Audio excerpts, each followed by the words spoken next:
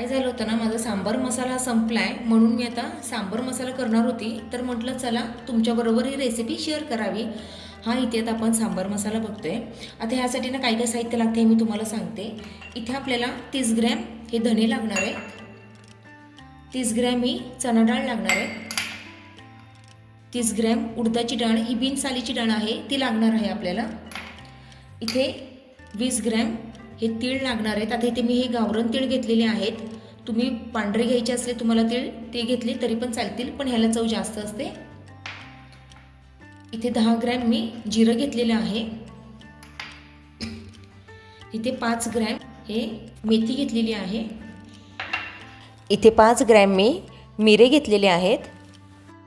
आता इथे आपल्याला आहे ना 1 वाटी भरून आहे ना कढीपत्ता लागणार आहे. हे जर वजनी प्रमाण जर म्हणताल तर इथे हे 10 ग्राम आहे. आणि 20 ते 25 इथे मी बेडकी मिरची घेतलेली आहे कलरसाठी आणि चवीसाठी. तर ह्याचं वजन आहे ना हे 25 ग्रॅम आहे. हे ॲक्युरेट मी मेजर करूनच हे तुम्हाला सांगितलेले आहे. सेम असं जर तुम्ही मेजरिंग घेतलं किंवा असं वजन करून जर घेतलं तर हा मसाला अतिशय चविष्ट होतो. आणि जसं आपण बाहेर हॉटेलमध्ये सांबार खातो ना, सेम तसं हे सांबारची चव लागते. मी कधीच हा सांबार मसाला विकत आणत नाही, हा घरीच बनवते. चला तर मग आपण उशीर न करता रेसिपीला सुरुवात करूया. नमस्ते, मी पल्लवी, सिम्पली कुकिंग विथ पल्लवीच्या किचनमध्ये तुमचं खूप आणि खूप मनापासून स्वागत आहे. चला तर मग रेसिपी बघूया. 1 ते 2 टेबलस्पून तेल घालते. थोडंच घालायचं, जास्त काही घालायची गरज नाही आपल्याला. आता त्यामध्ये ना आधी आपल्याला डाळी ह्या छान अशा भाजून घ्यायच्या. इथे मी चणा डाळ घालून घेते. छान आपल्याला भाजायची ही डाळ.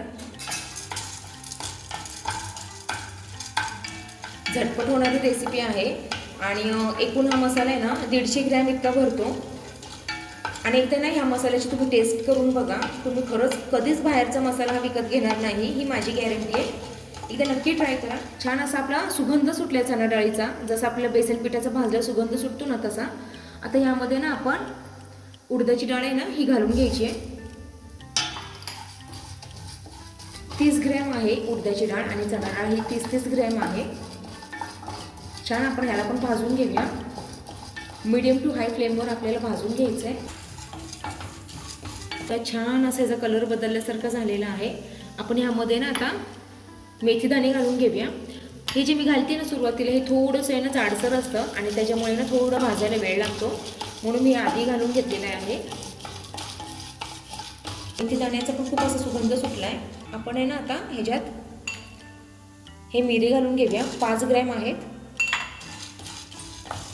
2 मिनटं आपण आहे ना ह्याला छान असं भाजून देऊया. आता आपल्याला 20 ग्रॅम हे जिरं घालून घ्यायचं आहे. हे पण छान आपल्याला असं भाजून घ्यायचं आहे.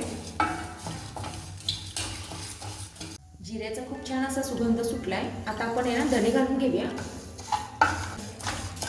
धण्याने काय होतं ना सांबारला खूप छान अशी चव येते. आपल्याला आता इथे ना कढीपत्ता घालून घ्यायचा आहे. 10 ग्रॅम इतका आहे हा पण छान असा आपल्याला भाजून घ्यायचा आहे. त्यात ओलापणा काहीच राहिला नाही पाहिजे इथपर्यंत आपल्याला छान असा तो मंद गॅसवर आहे ना भाजून घ्यायचा. 1-2 मिनटं आपण याला ना भाजून घेऊया. जे मी सुरुवातीला तेल घातलं होतं ना तेवढंच तेल घातलेलं आहे, अजिबात मी वाढवलेलं नाही आहे. त्या 2 टेबलस्पूनमध्ये पण आपल्याला हा छान असा मसाला तेवढ्याच तेलात भाजून घ्यायचा आहे. आता इथे आपण मिरच्या घालून घेऊया.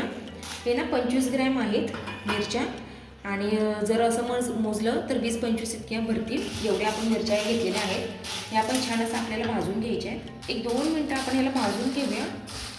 मसाला जितका छान भाजणार ना तितकी त्याची टेस्ट आहे ना ही खूप छान लागते.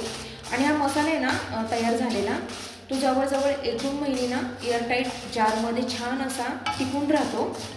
फक्त ओला हात लावायचा नाही ह्याला. जेवढा पाहिजे तेवढा हा वेगळा काढून घ्यायचा आहे आपल्याला.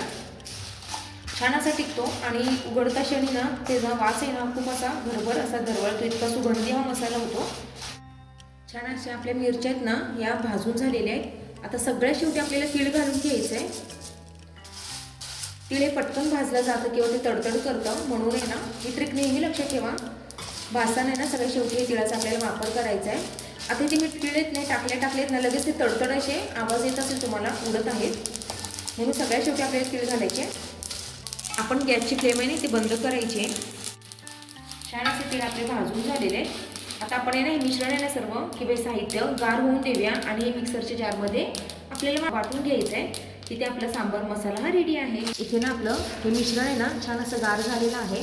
पूर्ण थंड झाल्याशिवाय मिश्रण हे बारीक करू नका. पूर्ण गार होऊन द्या आणि मगच हे बारीक करा. आपण ह्याला ना छान असं ग्राइंड करून घेऊया. ह्याची पावडर बनवून घेऊया आपण. छान असं ना आपण ह्याची पावडर बनवून घेतली. तुम्ही बघू शकता. सर्व ना आपण हे असंच वाटून घ्यायचं आता किंवा बारीक करून घ्यायचं आपण ह्याला आता. छान असा आपला मसाला हा रेडी आहे. तुम्ही बघू शकता छान अशी फाईन ह्याची पावडर झालेली आहे. आणि तुम्हाला ना मी वासावरनंही सांगते की आपण कशी भाजणी वगैरे करतो त्याचा खमंग असा वास सुटतो, सेम तसा याचा वास सुटलेला आहे. अतिशय छान मसाला हा सांबार मसाला होतो.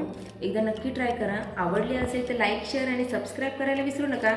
आता आपण पुढची रेसिपी नाही जी सांबार ह्या मसाल्यापासून सांबार कसं बनवायचं हे बघणार आहोत. चला तर मग भेटूया अशा एका छानशा नवीन रेसिपीमध्ये. तोपर्यंत बाय.